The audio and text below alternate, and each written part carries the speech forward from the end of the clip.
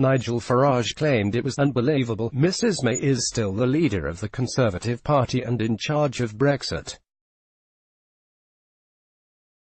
Speaking to Express.co.uk, the former Ukip leader and MEP said he simply did not know if a Brexiteer could become Prime Minister and take over the final stages of negotiations.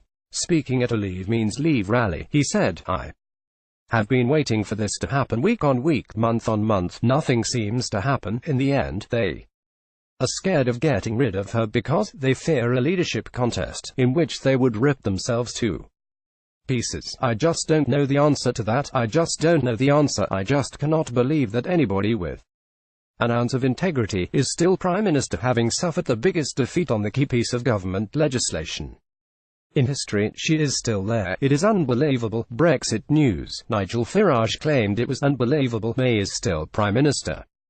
Image Getty. She is still there. It is unbelievable Nigel Farage, Prime Minister, fought off a leadership contest within her own party in December and later won the confidence of the House after Jeremy Corbyn tabled a motion of no confidence in January.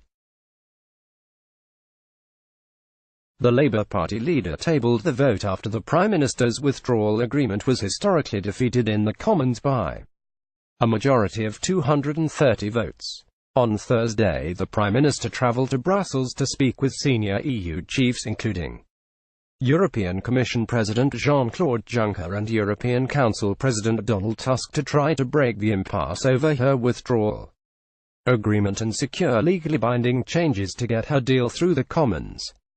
Following the meetings, the Prime Minister insisted she had held robust discussions before claiming Brexit would be delivered on time. She said, "What I have set out is our clear position that we must secure legally binding changes to the withdrawal agreement to deal with concerns that Parliament has over the backstop, taking the changes to the backstop together with the other work we are doing on workers' rights and other issues, will deliver a stable majority in Parliament. That is what I will continue to push for. It is not going to be easy, but crucially, President Juncker and I have agreed that talks will now start to find a way through this, to find a way to get this over the line, and to deliver on the concerns that Parliament has, so we get a majority in Parliament." Mrs. May also travelled to Dublin on Friday to meet with Ireland's Taoiseach Leo Varadkar to discuss the Irish backstop in an effort to overcome the Brexit stalemate.